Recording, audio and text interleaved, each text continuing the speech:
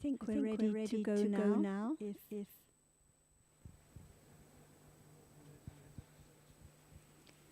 I think we're ready to start now. If anyone has anything they would like to bring up or ask about, go ahead. Otherwise, I'll just start with one more short sutta that friends were asking us about on DSG. Bhikkhus, if for just the time of a finger snap, a bhikkhu pursues a mind of loving kindness, metta, he is called a bhikkhu who is not devoid of jhana, arita jhana, who acts upon the teaching of the teacher, who responds to his advice, and who does not eat the country's alms food in vain. How much more then that those who cultivate it? So we know that all kusala is kusala, so just encouraging the development of metta. Anything else to say about it? It depends on condition. But understanding what is the most important. And also it's the development of metta by someone who is developing the path, obviously, being a bhikkhu. So then it becomes, again, adhicitta.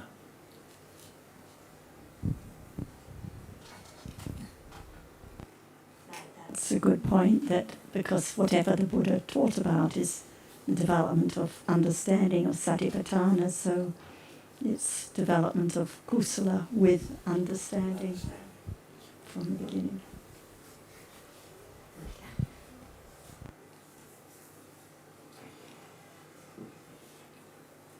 Does anyone mind to have metta now?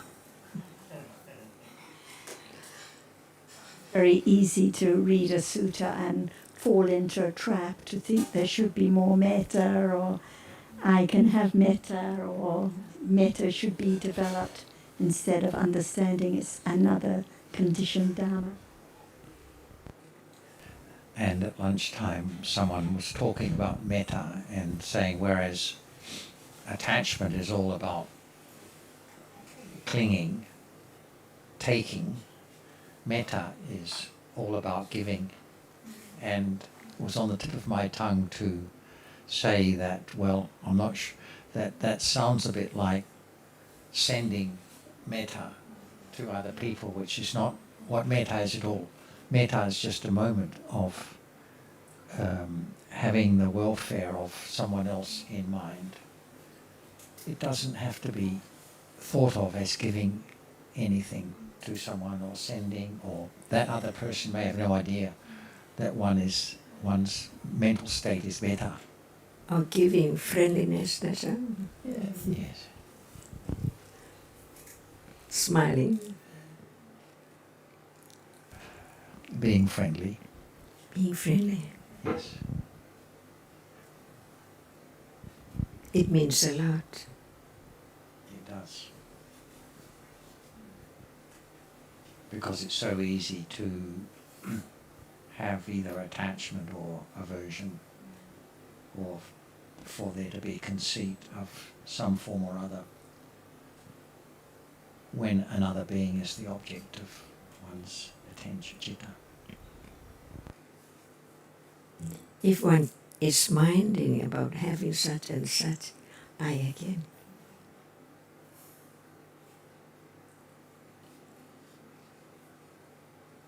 That's why it's so subtle to let go the self or the I, the word of atta. Yes, the idea of letting go, the idea of self, comes up a lot. And the only way that the idea of self can be let go, as I understand it, is by the development of understanding of realities. So it's not as though I'm not sure if letting go is really appropriate, shall we say, because the idea of self is wrong view.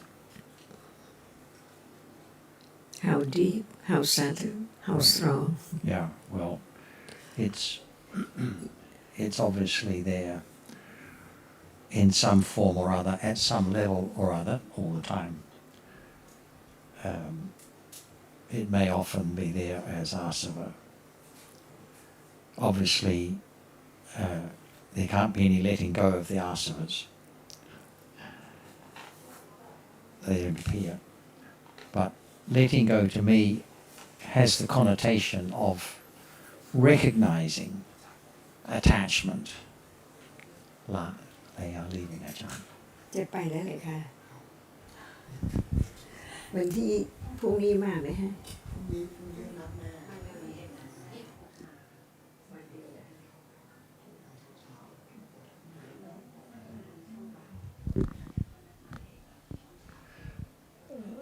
Letting go seems to have the connotation that one recognizes something and lets go. But that's really not the case, is it? It's just the development of more understanding that will effect the letting go, or the slow, gentle, gradual eradication of wrong view, rightening of wrong view. Any moment of understanding only. Thank you, Ajahn.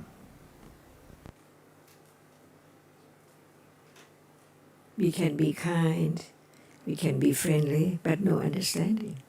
So it's always I.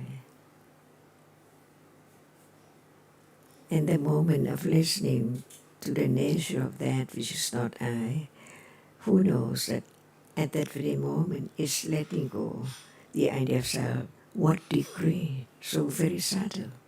Without it, how can it develop on?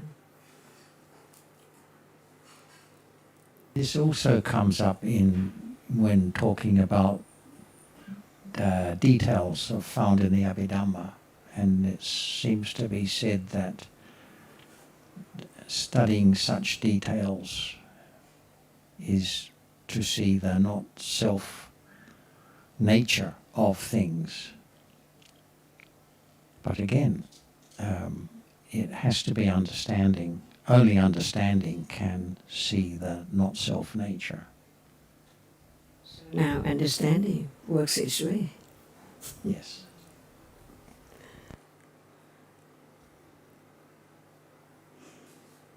That's why it's so subtle. Whatever now is there as citta and cetasika are now working their way.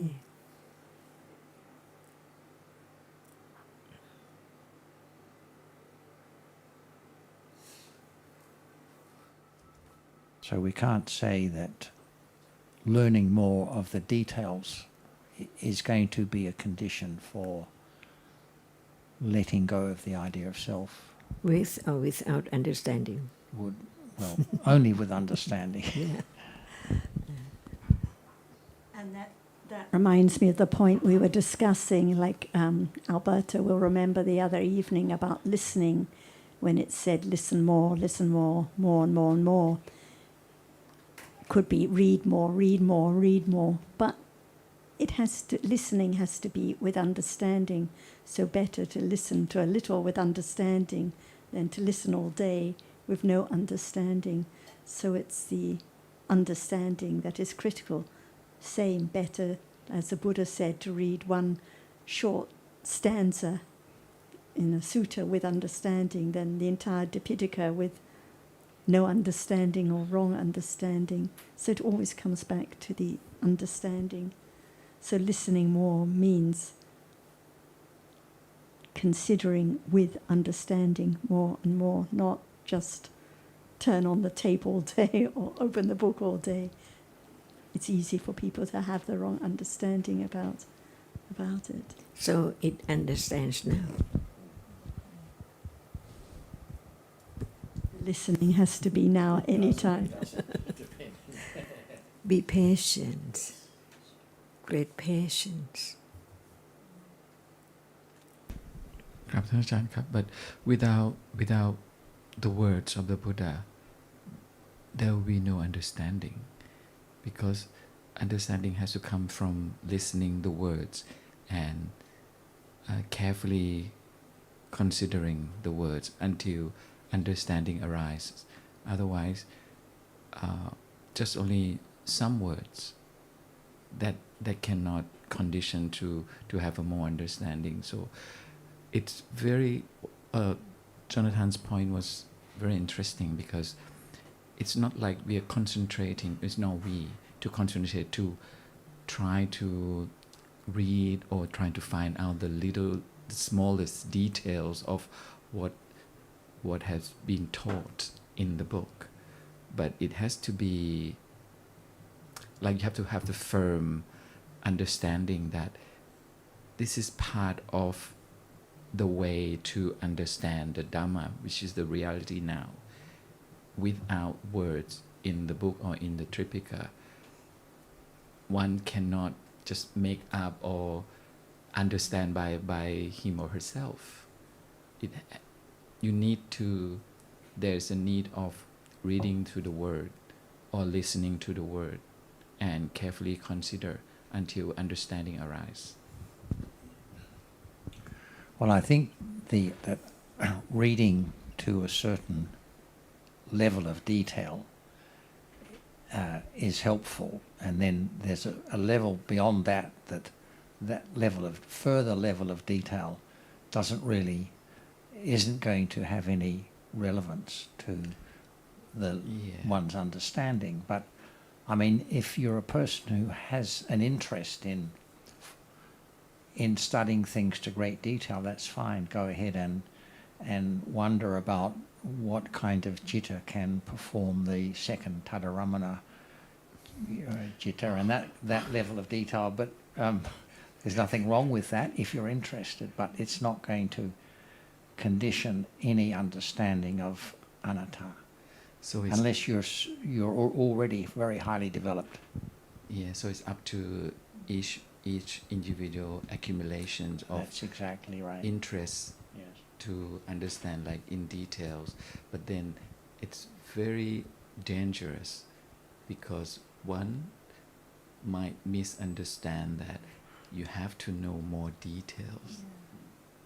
The more details you know or the more detail you study. Well, sometimes I hear it, sorry to interrupt, I do hear it said from time to time that, we study these details to show that it's not self. Mm-hmm. And I just feel that sort of seems to be too easy, isn't it? No connection there between the two. It's just no matter it's reading, hearing, just for the sake of understanding. And understanding develops works its way clearly, little by little. And the understanding has to begin to develop from the start if there is the idea, I need to listen to the words, I need to hear what Ajahn says, I need to read the text, and then there will be some considering and understanding. But even when beginning to listen, if it's not with wise considering and a little understanding, then it's just with ignorance, conditioning more ignorance. Yes. So even hearing a few words or reading a little bit, there has to be the considering about the meaning, about what is true, about the dhammas involved, like we discussed with the lady this morning. Yeah. We can just say, I've been listening for a while and I've heard about I'm seeing and everything is here, but one has to consider each word, each term. Otherwise one can listen for many years or read the text for many years with no understanding. So it's not actually hearing the Dhamma. It's not actually listening at all. Totally agree. The listening has to be with the understanding. Otherwise, you just get carried away by lopa. Like, it just drag you to the deeper and deeper, and it's just all words. You can just say, oh, I love listening to Ajahn. I listen to her every day. I've been listening for years, but can be with no understanding at all. So the considering from the start has to be about the meaning. And it's just the same whether reading or... So it's not listening more doesn't mean more and more time. It means more careful listening with wise considering and understanding. Exactly.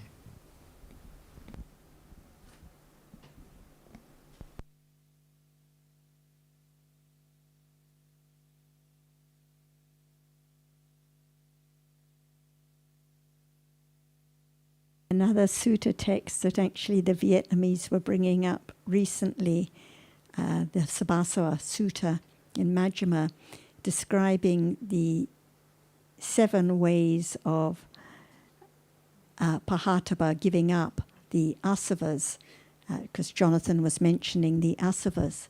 Rohan, do you know what the asavas are? Yes. Yes. These- 4 asavas. Yes, the very subtle defilements of attachment, ignorance, and wrong view that can arise unknown all the time. And here it mentions asava given up by vision, seeing, dasana, pahataba, asava given up by restraint, samvara, asava given up by proper use of requisites, patisavana, asava given up by forbearance, enduring, adivasana, asava given up by avoiding, parivajana, by rejection, dispelling, vinodana, and by cultivating, developing, bhavana. We know that actually the asavas are only given up by the very gradual bhavana, gradual development of understanding. So why do they refer to all these other kinds? Perhaps it's like when we talk about different kinds of bahana, like temporary restraint, temporary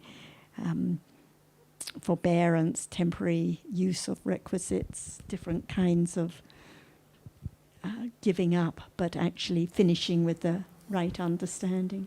One word or one line at a time, please.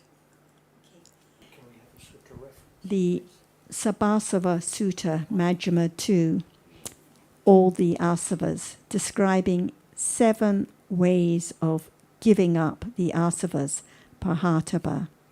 1. Asava given up by vision, seeing, dasana, pahataba, asava. One by one.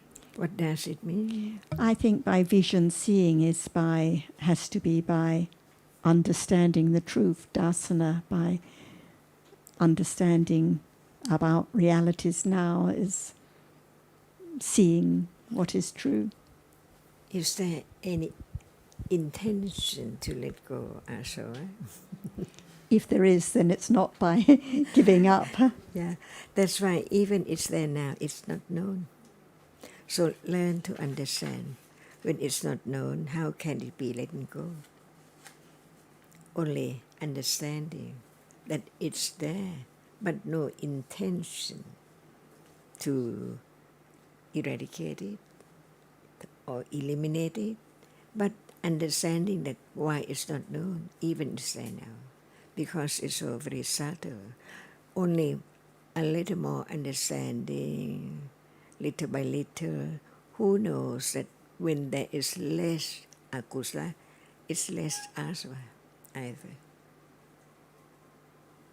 So it's not special time to try to let go asava. Understanding works its way.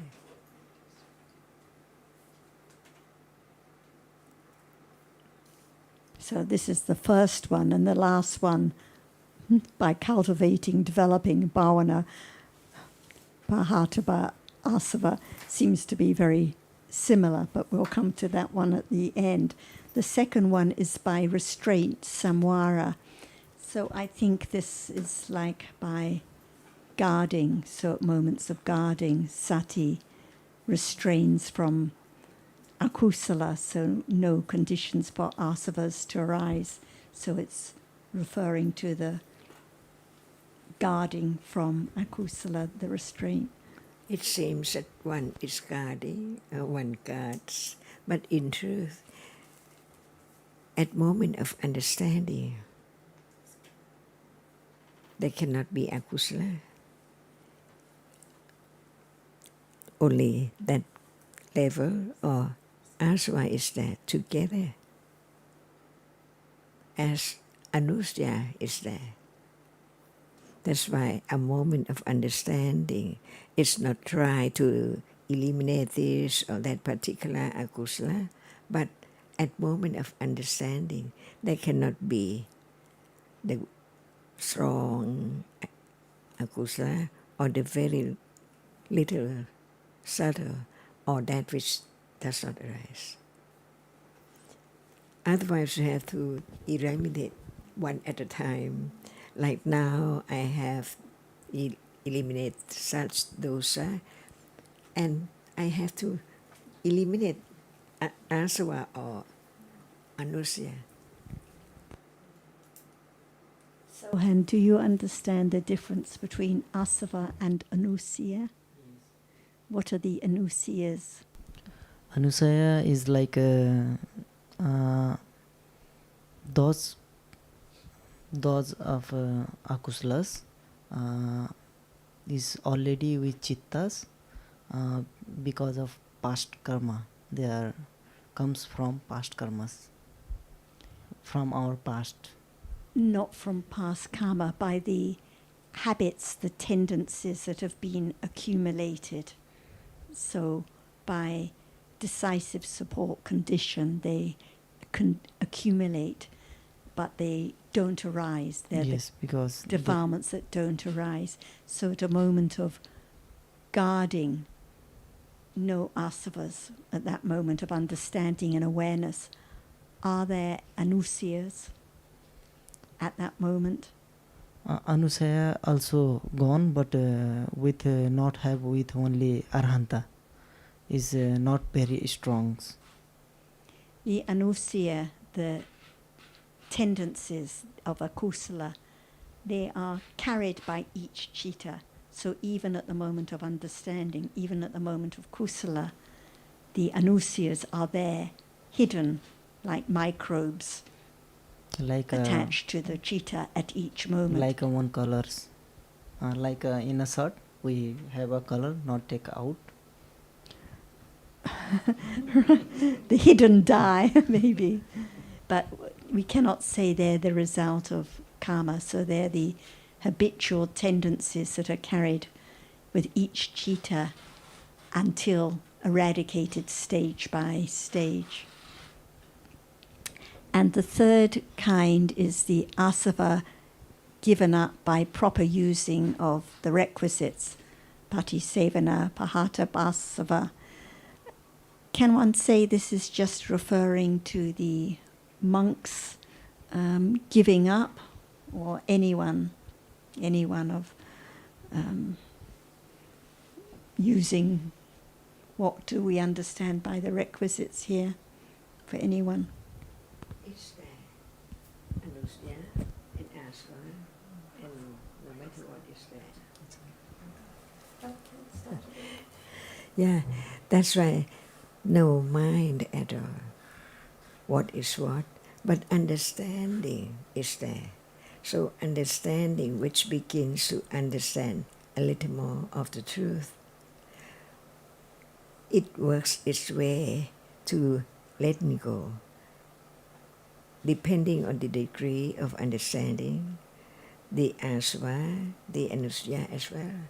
Otherwise, when will they be eradicated? If it needs other moment. So what is the difference then if it's not referring to the proper use of the requisites for the monk or for anyone?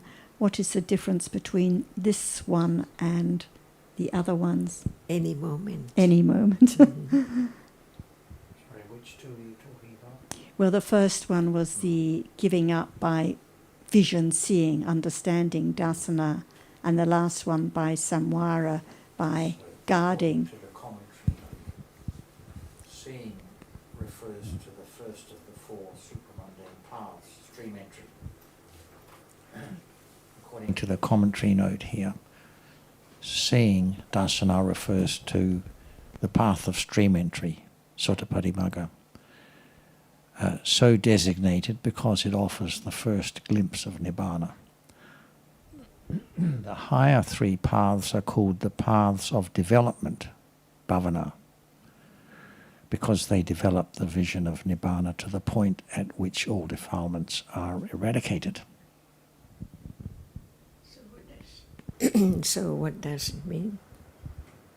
The word you read, what does it mean? Well, they are just different levels of understanding, Ajahn, so it always refers to moments of understanding. Of anything. Yes. So the first one is referring to the understanding at moments of stream entry, and the last one that we will come to, the bhavana, pahata, asava, will refer to the other three paths. Path moments, so path higher consciousness. degree of understanding. And on the third one, the proper use of the requisites, does it give a note? Because I thought it was referring to the like the requisites for the bhikkhu in particular, but anything, anytime, anyone. Well, there's so many notes to it, I can't. And the fourth one is the giving up by forbearance and enduring, adi vasana. So does this refer to the patience required in developing the path in order to relinquish the asavas? Ajahn nodding her head. So no matter what it's all about, just understanding what is there gradually by different manners.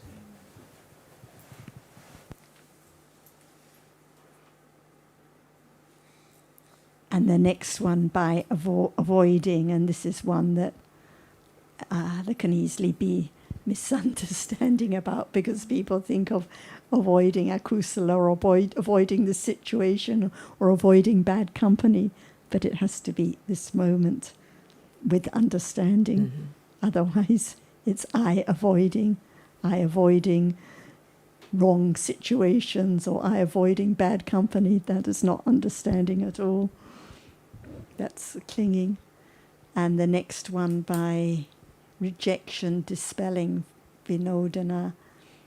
So again, I think by understanding and dispelling akusala, the role of understanding. And then the last one, as we discussed, the bhavana. Unlimited objects. Unlimited objects, yes. An unlimited degree of understanding up to Right. understanding of the arahat. Thank you. Does anyone else have any question or anything they would like to bring up? Each word should be carefully considered until it goes on deeper and deeper and deeper understanding. It doesn't mean that just read and think by words the meaning of it, but in truth, each word will lead to understanding.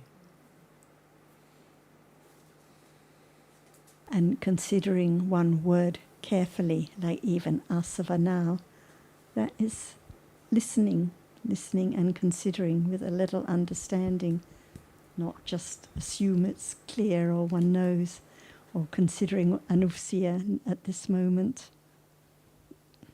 And the other point to make clear is the understanding is not understanding of the asavas. It's any moment of understanding that is going to effect the giving up of the asavas. What about if you don't name it asava?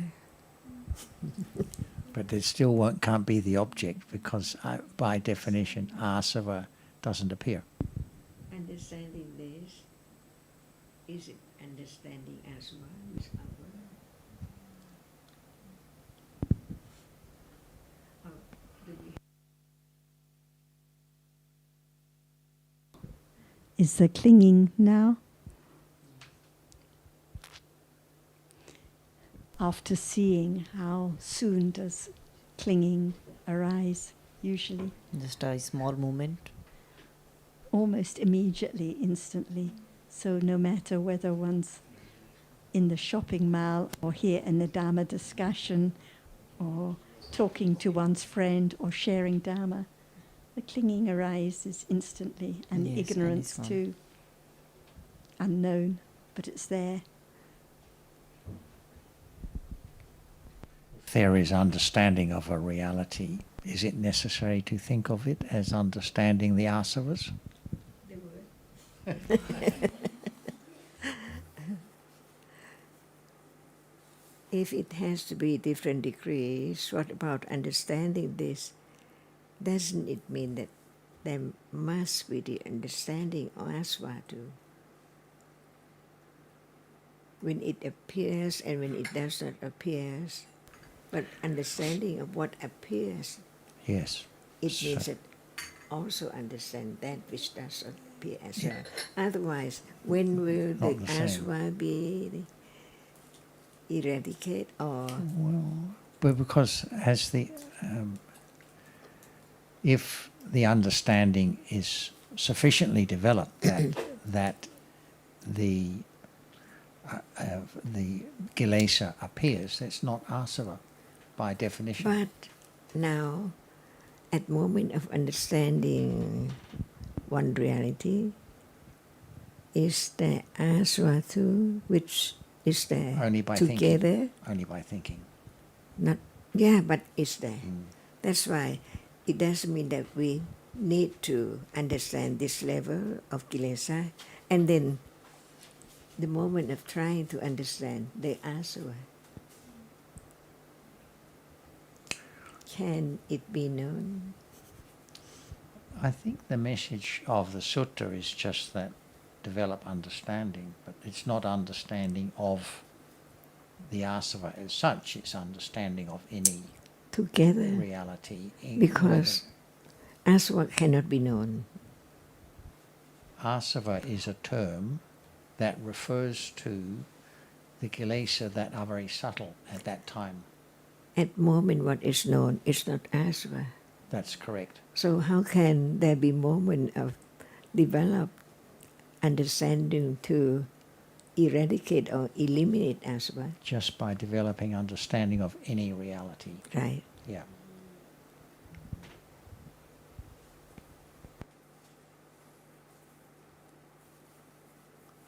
So is there asava now? Yes. Who will eliminate it? So no need to separate, because at the moment of understanding is understand everything.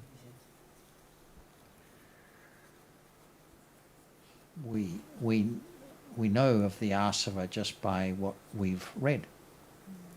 Correct. They are not known by experience. They cannot be verified as such.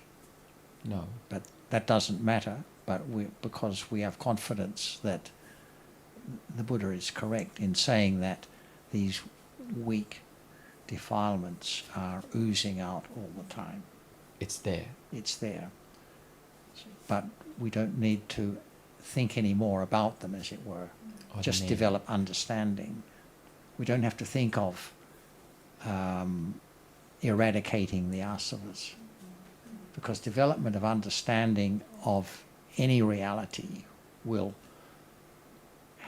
have the effect of gradually working its way and attaining certain stages of eradication and so forth at the appropriate time. Yeah.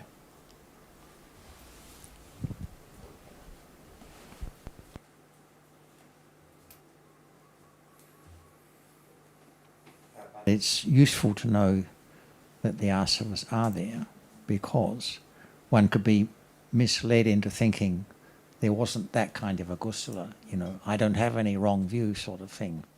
But or I don't have any attachment to such and such, but it's there all the time, whether it's apparent or not. So that's why it's useful to know these things haven't been eradicated. And moment of understanding of reality at that moment is aswa also is less, and anusya is also is less too. At moment of understanding. Because the anusyas and the asavas are accumulated, not the result of karma. So each time anger arises, the anusya is a little stronger. It's like adding salts, and each time attachments arises, the tendency is a little stronger. Each time understanding arises, the tendency is just a tiny bit less. So there's a very gradual wearing away, like the knife's handle simile that everyone always uses. So we have to distinguish between different kinds of conditions, like seeing now, hearing now. Vipaka citas are a result of karma, but the attachment, the aversion, the understanding, the habitual tendencies accumulate and are conditioned by another condition. In Pali, pakatu upanisya pachya, natural decisive support condition. So we begin to learn about different kinds of conditions, conditioning different realities.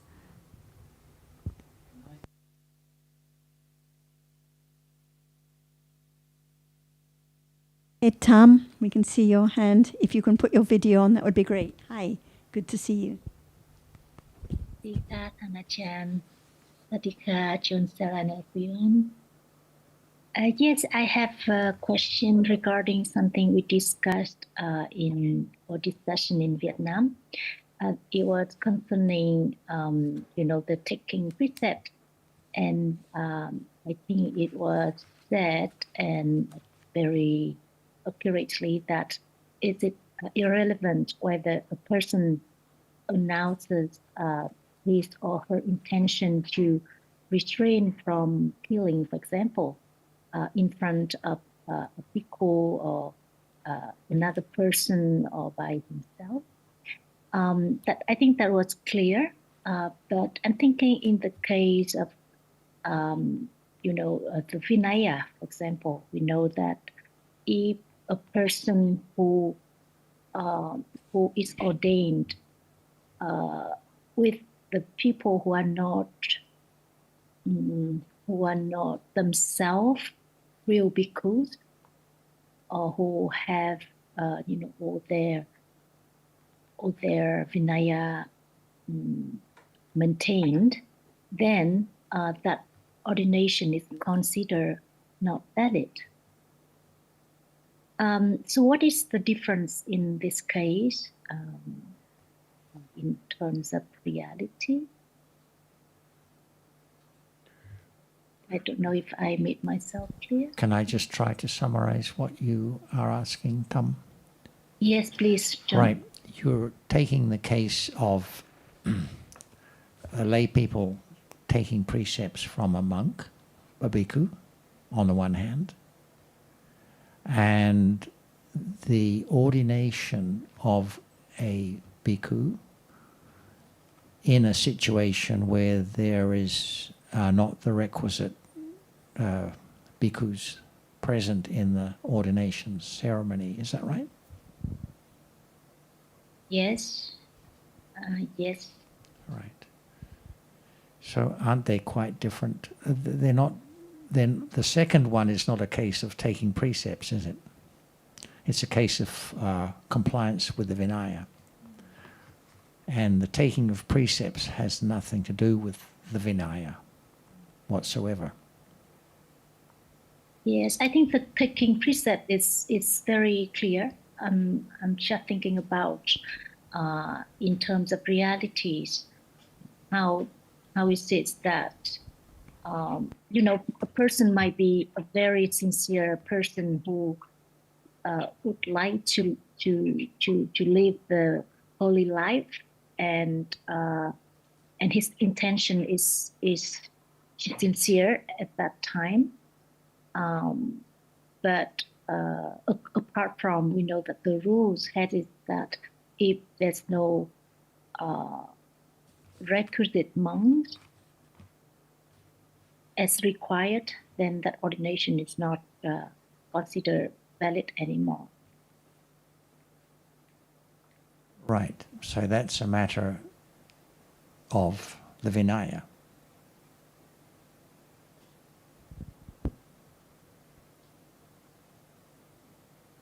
Do you think is there any connection with realities?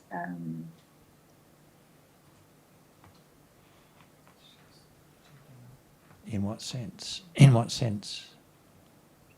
If the ordination is not valid, then it's not valid. And if you take the case of the bhikkhunis, which was discussed at the time, and the bhikkhu in the meeting asked the question,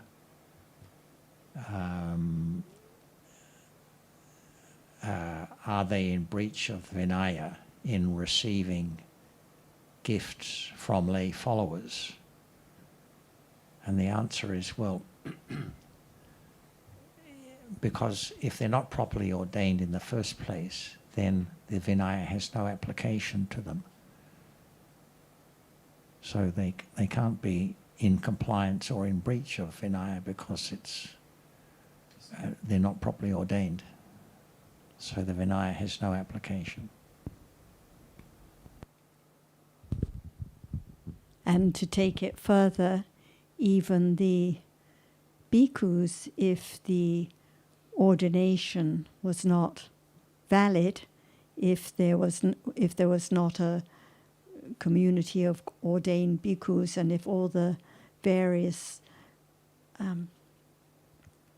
necessary conditions were not there, then actually they're not bhikkhus. So today, how many real bhikkhus are there? So that's another point.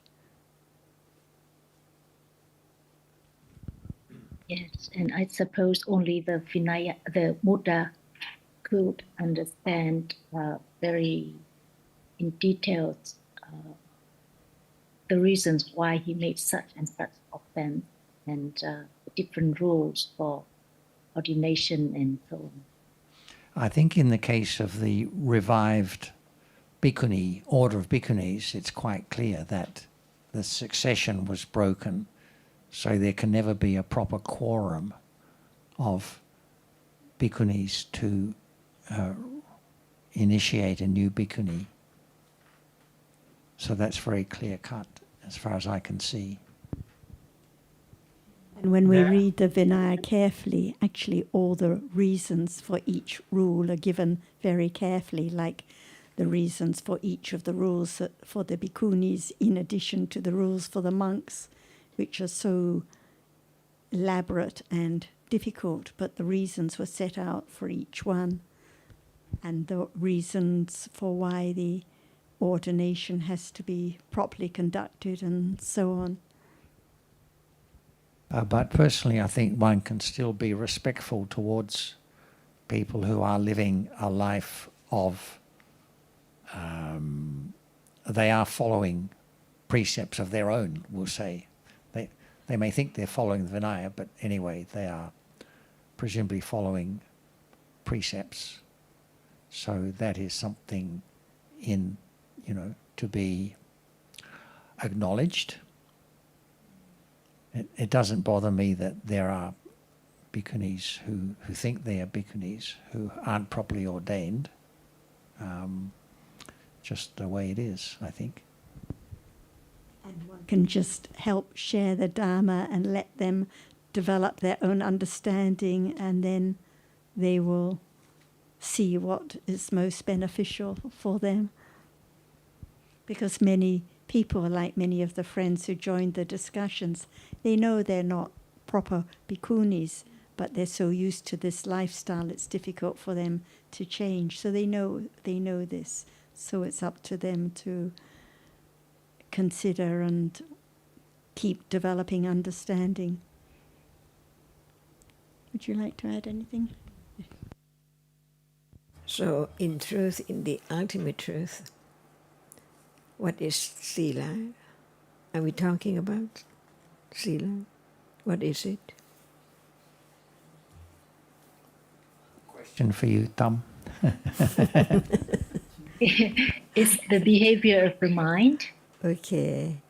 So kusala sila, akusala sila, abhayagata sila, understanding the difference between kusala dhamma, akusala dhamma, and the dhamma which is not kusala and akusala. But for sila, the sila which is not kusala sila and not akusala sila either.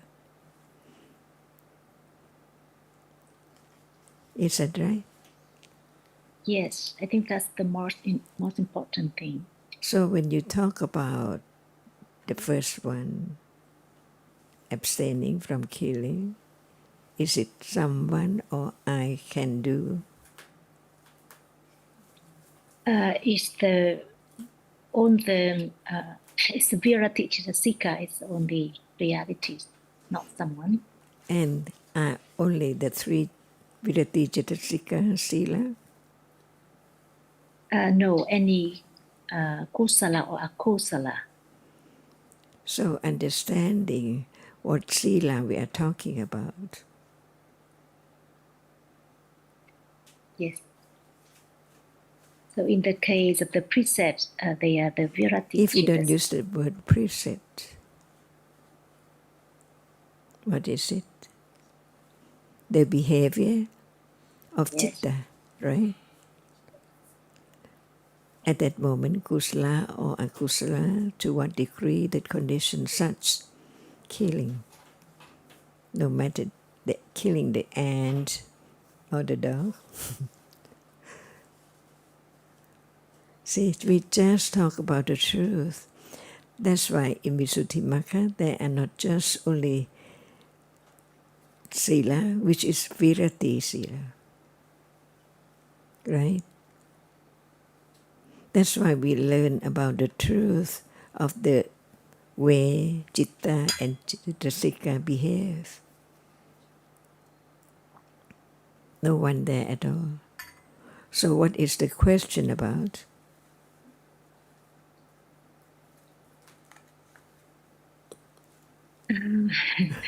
Yes. About monks or lay people or what?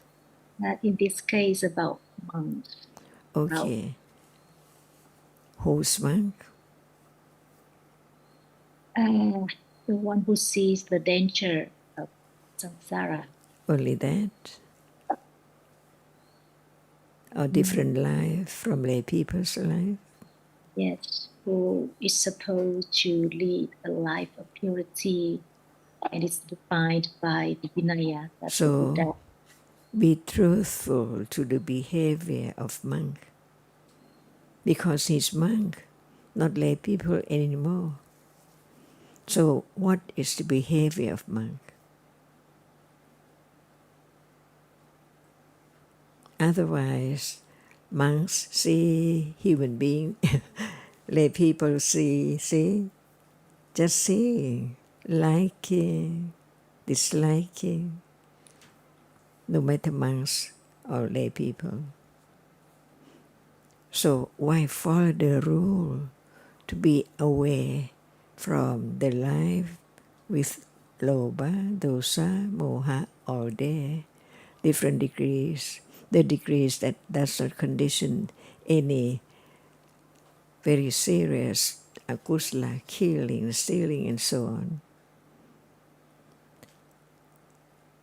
So can monk receive the money?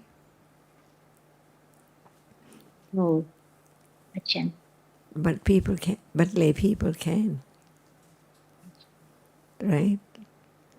Yes. At moment, monk does not receive money. What about the citta? It can be with akusala or kusala depending on the quality So of it. the lay people can receive money, but monk, can he receive money? He cannot. Just the way Chitta behave by different manners, by way of being a monk, who see the danger of attached to the sensuous object. And whatever is far away, little by little, from attachment to sensuous object, leaving home. So life must be different from lay people, monk's life. So what are we talking about now? The behavior of Chitta. And we call those who do not need money or what lay people is attached to have less and less by understanding. That's the way to have less attachment, far away from sensuous object, little by little, not just by rules, but by understanding, together with the Chitta behave as being a monk.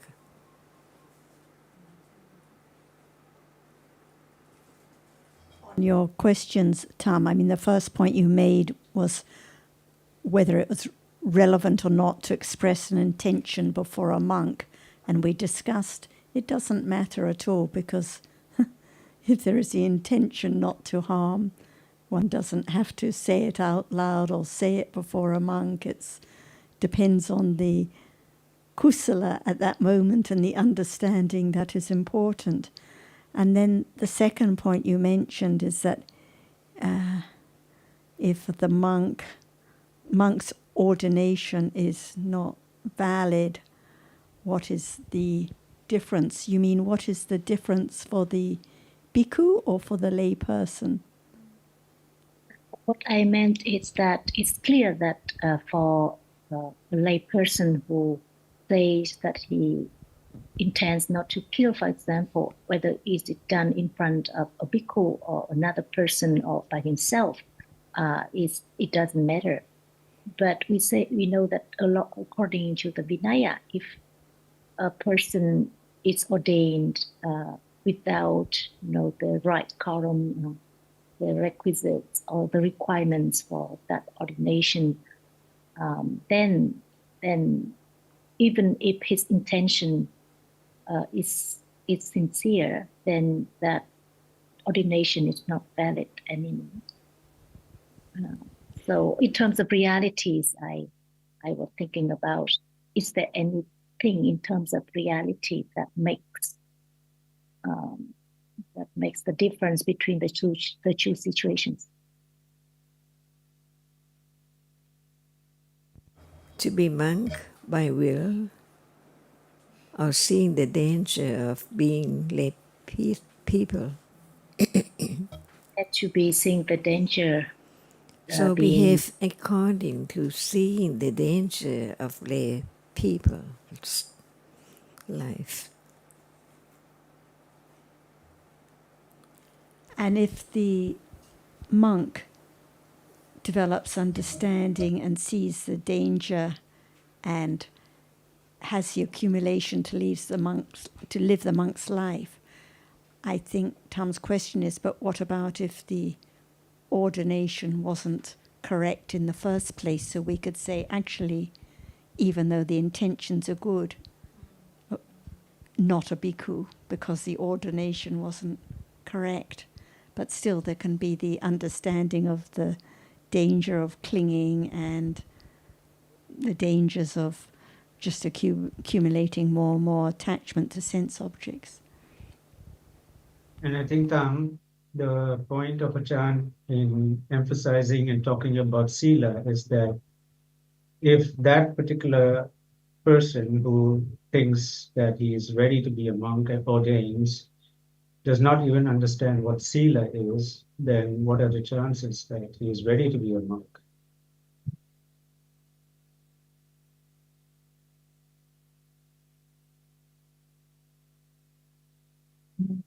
Yes. And also we have the text, as Sarah was saying, we have all the texts. You don't need the Buddha to be here to know what is right and wrong. He has laid it out all for us who are capable of understanding as much as it's possible to have an idea of, uh, uh, you know, what's right and what's wrong. And even as lay people, there are many lay people who have studied the Vinaya and decided because of what they've read and understood that they're not ready. So it takes the person who thinks he's ready to be a monk. Has he really studied the Dhamma? Has he really studied the Vinaya to know the details about how the kilesas are so, you know, they can arise at any time in so many ways. So it's a question of understanding chitta, understanding. Yes, I agree with that. And now I'm thinking of, because I was thinking why that, there are rules about the validity of ordination or the way the monks have to confess his wrongdoings with others, with each kind of wrongdoing, the certain number of monks is required. So maybe those rules are to protect the order. That and all the other rules are to protect the order. It's everything. That's the main thing, yes. Otherwise, I agree with everything everyone has said. Very good points. Thank you. And to protect the order in order to protect the teachings. Yes. Thank you. I think I'm good with all the points regarding my question. Is this quite a big issue in Vietnam at the moment, Tham? Issue about whether bhikkhunis are properly ordained and that sort of thing?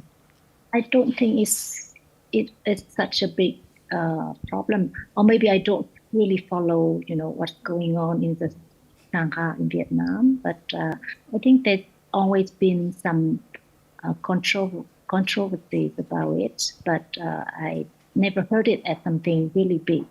Right. Okay. Thanks.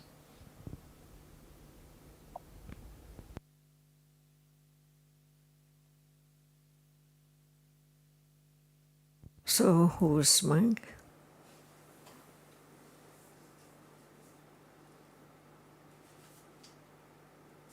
Question to me, Achan.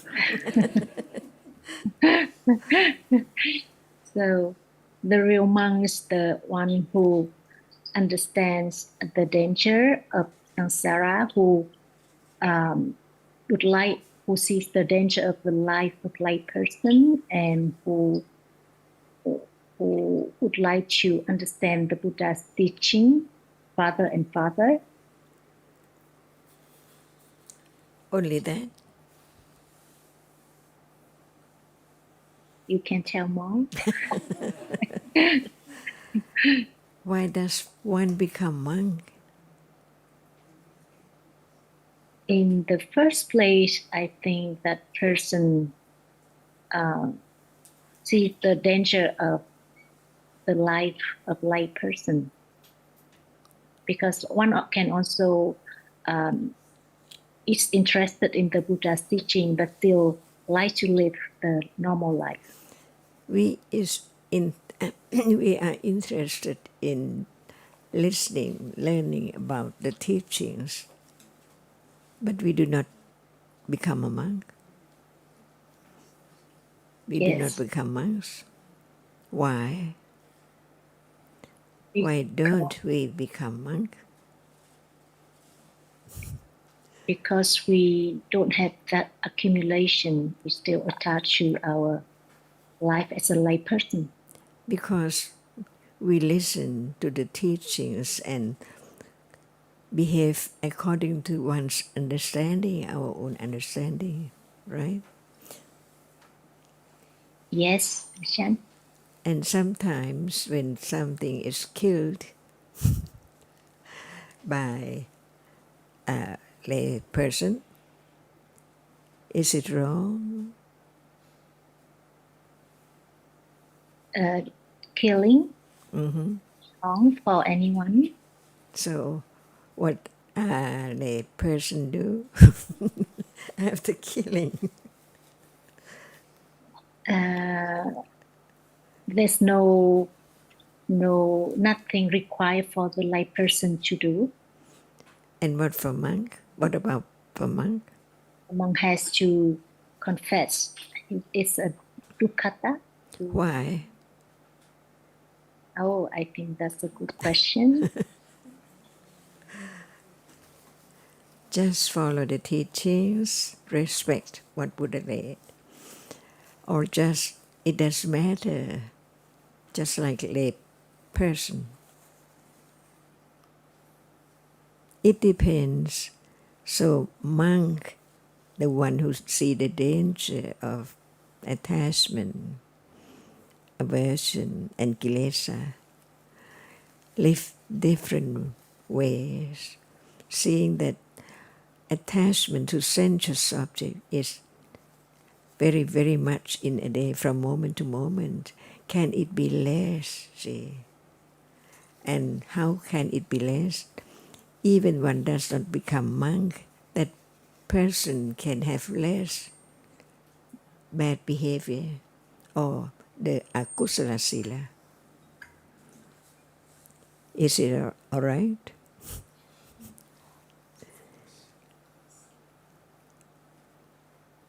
Yes.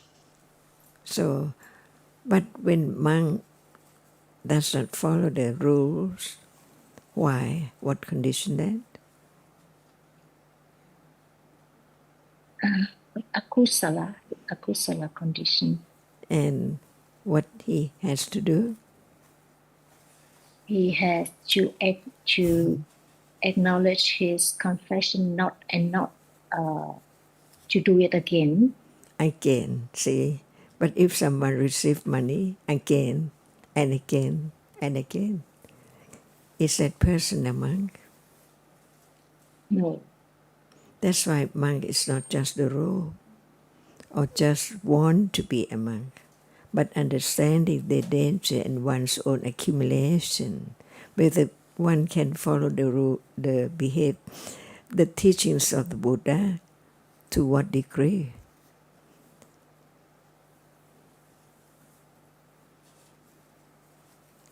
Lay people do not steal.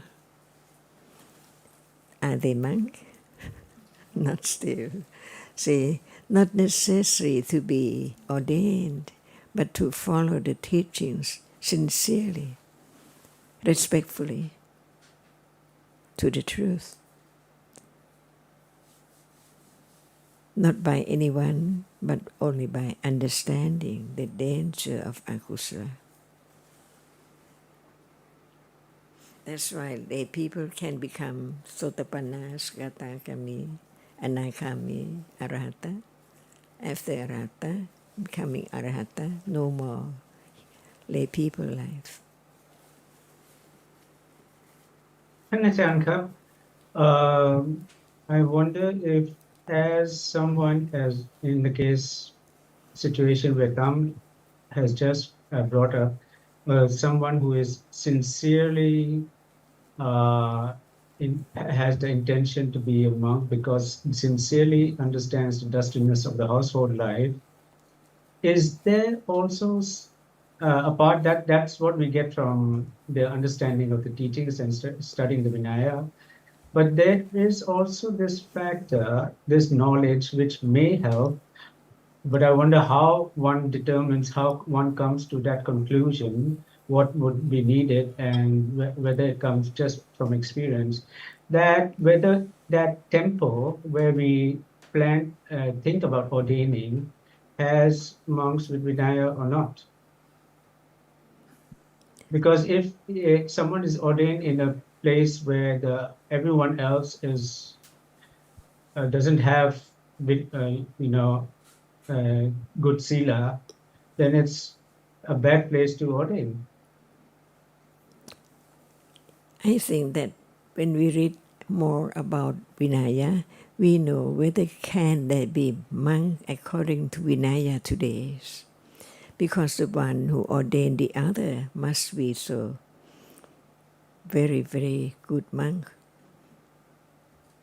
Yes. So how does someone know whether that monk is a good monk? According to understanding. So only if there is good, strong understanding when one meets the preceptor or the other bhikkhus at the temple will one know. So like I remember when one of our friends, he wished to ordain and he looked around and considered carefully and looked for the temple where he considered there was understanding, but is it true understanding? We can't say. So I think that the reasons for becoming a monk, there have to be the accumulations, there has to be the right place. But the other thing that's most important is the understanding, because if there is the idea that the temple life, living like a monk, is more suitable for following the path, because less distractions, less duties to be followed, more time to study Pali and so on. This is the wrong reason. On that front, this is very clear cut that if, for example, a temple, you know in your knowledge that the monks there accept money, you can come to a conclusion it's not the proper place to ordain that. Second, if the Buddha has said that in this day and age there are no bhikkhunis, it's so clear. No bhikkhunis mean no bhikkhunis. So, strong intention and sincerity to ordain is not enough at all, because one who has a strong intention to become a monk has to have understanding and have to study Dhamma and Vinaya to understand that what is monk, as the original question from Tanajan. Otherwise, if you don't know, you just want to be a monk, want to eradicate kilesa, but without understanding. No matter how wise you choose the temple to ordain or to stay there, it doesn't matter. Understanding is very critical, Yeah. even if it's the perfect temple. If the ordaining is just to have less kilesa or more time to study books, or one thinks that it's a faster way to develop the path, it's all wrong. Exactly. Because there's a lot of people these days that they believe that they have a strong intention to become a monk. But with discussion, and you know that that is wrong, because they don't understand Dhamma, but they just want to become a monk. That is not the path. Or wrong understanding of Dhamma.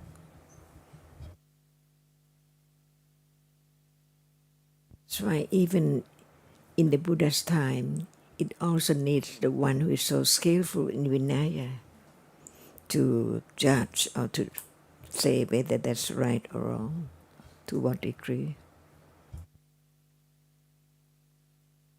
I remember once Tanajan said that before you go to the temple and try to ordain, to have someone ordain you to become a monk, try to live like a monk without ordaining and see if you can follow the monk's rules or the precepts.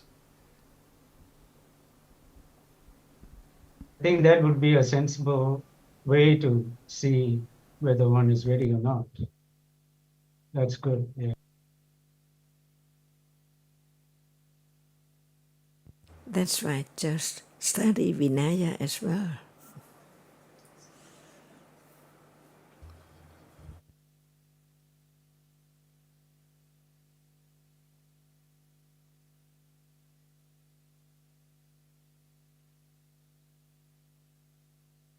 And the point that Ajahn referred to as questionable, whether there's any suitable place today at all anyway, because it's not just like the temples Tom referred to, but here or anywhere where the ordination is carried out correctly and so on and so on right from the start.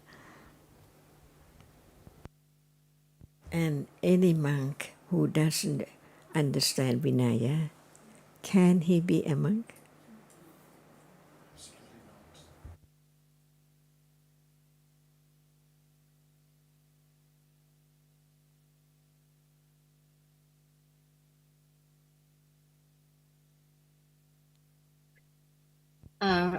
John, if I may add something here. The monks, they understand the Vinaya at the Pariyatti level. They do not necessarily understand it at a higher level, Patipatti or Pativeda. But what they do is they interpret it. For instance, in terms of money, the monk is not supposed to handle money, but that doesn't mean, in their eyes, that if somebody wants to give them money, it is given through a third party, and that party can, for instance, put it in his bank account or leave it in his utti or whatever. So they try to have a kind of I guess I wouldn't call it a strict interpretation of the rules, but they try to find some justification in the rules to do it. And this is very sad because many of the monks do have a great deal of donations, many donations that are put in the bank or they're given to the temple, and the temple holds all this for the monks. And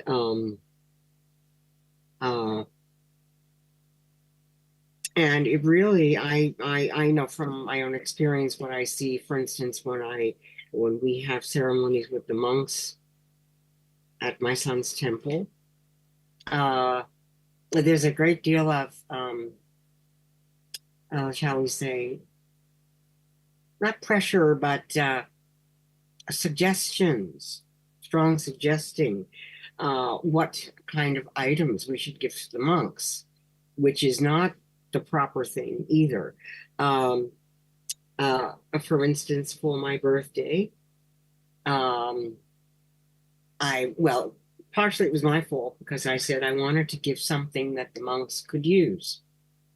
And what would he suggest besides, the normal stuff, washing powder and all that other kind of stuff?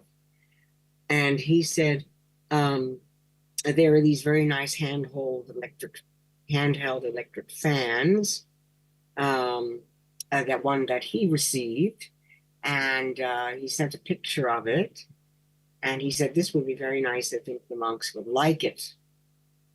He was not one of the monks who was one of the 9 monks to receive it. And so I did. I went out and ordered those fans, had them wrapped up, and we gave them to each of the monks. We also gave donations to the monks, but the monks themselves never handled the donations.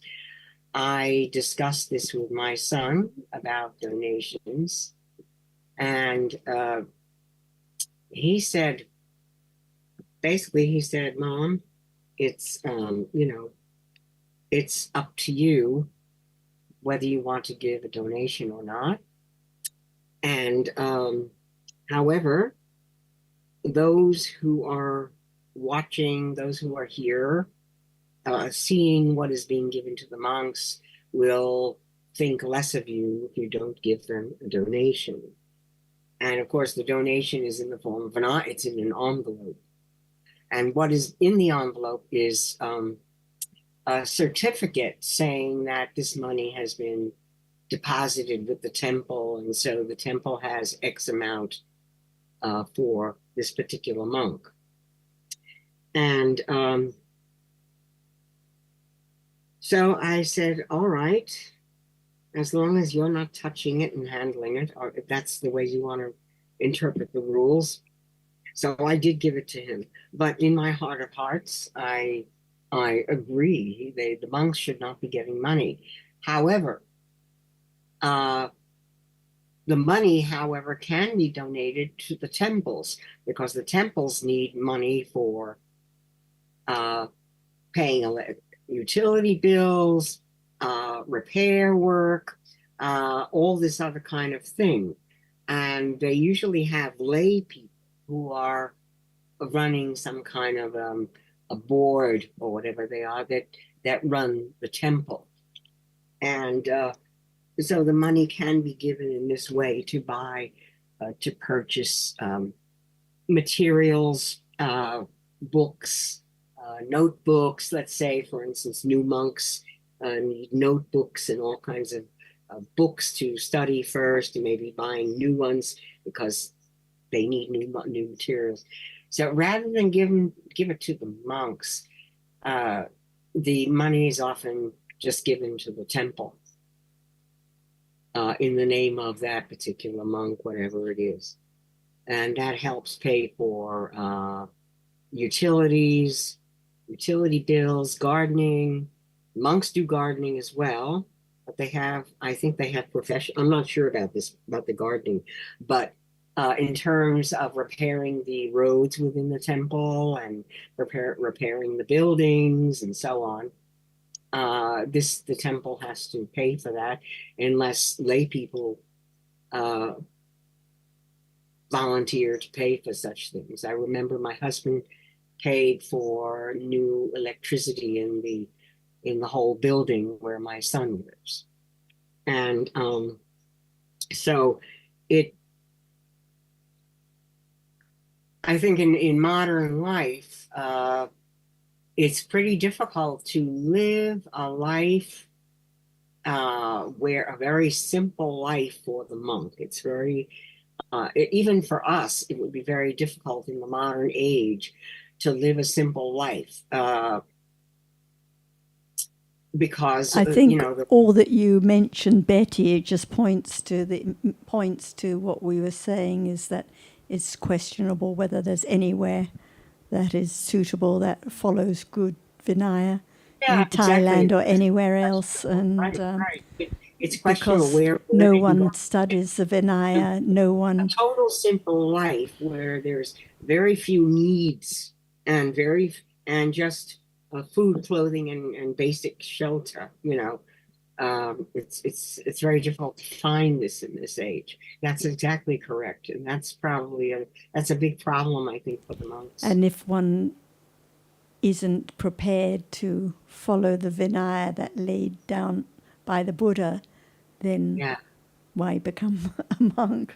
Because it doesn't help the teachings. It's one of the factors that leads to the decline of the teachings. Yeah, it probably does. And in this case, I think it does, because the monks are doing other things. They're living like lay people, so especially they're when not they get bhikkhus. into higher levels. They're doing other things. For instance, my son gets invited here, there, and everywhere. He takes plane trips down south. They invite him, or they invite him up north, or they invite him here, there, to give sermons and other things like this. And the monks are always publishing books. This costs money. They publish various books, and this costs, which they give out to people, and this costs money. So, I mean, that's, modern life is very difficult to follow the whole. So better not to become a monk and not to support, like making money donations in the name of a monk, and is not the right way. So as a lay person, we have a responsibility. Anyway, we just have a couple of minutes, so let's just see if Ajahn would like to say anything more before we finish. What can we do in life? That's why, for me, I think that my life should be moments of understanding the teachings more and more, deeper and deeper, and also sharing what I learned to the other to consider the truth, whether it's the teachings of the Buddha and the meaning of the way monks live and so on.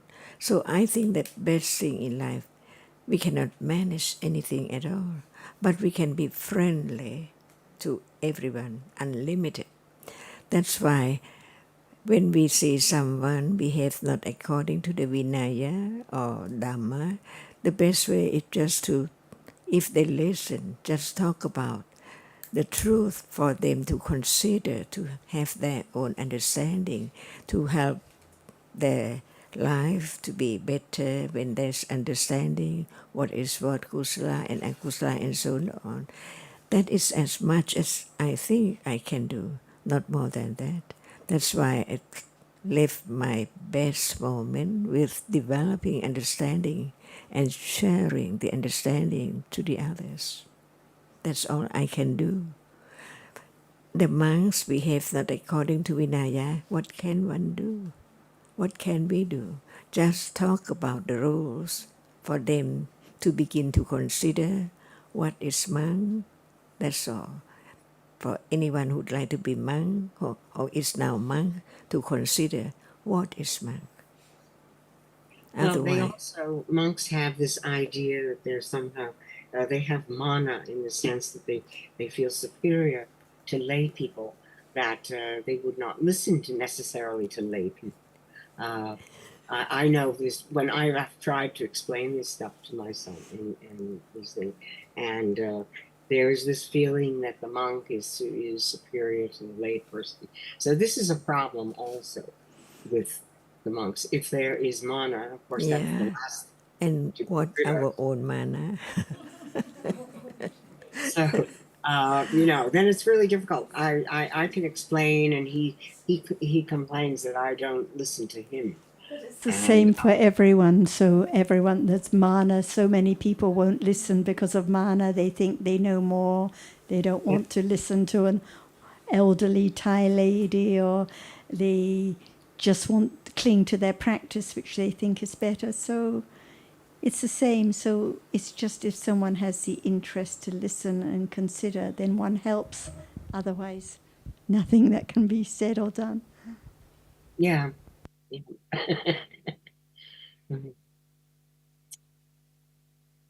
To finish, so thank you everyone at home and everyone here.